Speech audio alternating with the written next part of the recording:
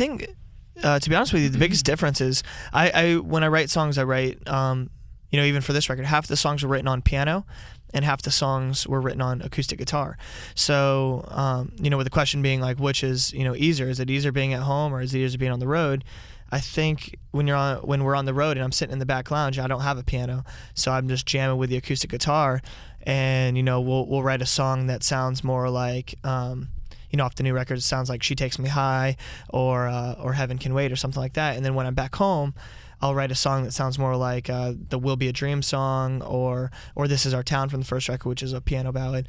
And it's kind of, you can see the differences between both, but I love being at home. We just haven't been there in, I don't know, a few years.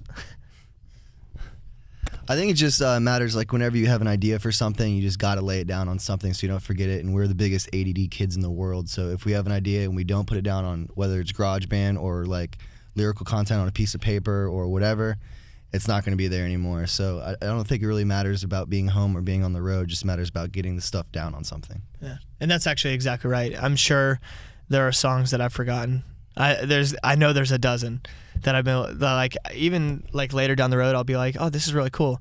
Oh wait, I had this once, and and then it will all sit in that I just totally forgot to lay it down or write it down or anything.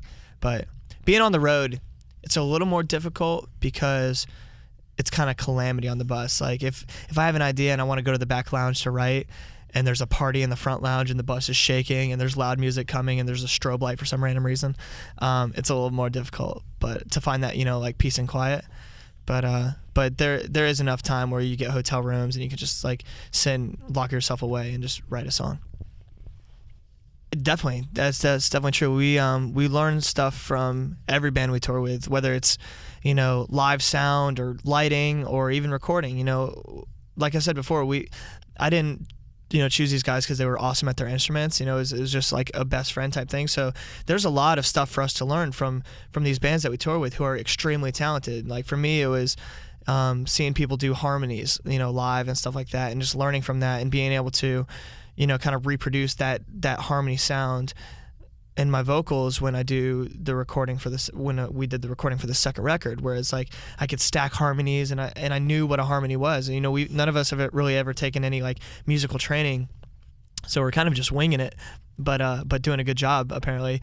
And so like a lot of the stuff, like we'll go on tour with Boys Like Girls or Cobra Starship or All Time Low and any of those bands, and they're extremely talented dudes, and to be able to learn from everything that they do vocally, and even like talking on stage and how to like present yourself, it's always a learning experience, and especially in the studio, because you get to hear like their records and what they did and all the cool things that they added to their music to like make it fun and catchy, and see how you can do something similar to make it your own, but like incorporate it. And it's definitely an influential moment for us to tour and learn that stuff. You agree? Because actually, on this tour, we just got done with Danny and the drummer from this band who was opening, the Friday Night Boys. They used to play, in marching band together. Not together, but he was in his marching band, Danny did his marching band, and they would practice in the bunk area, and it was pretty crazy. I actually just remembered one of the better pranks that you pulled on me.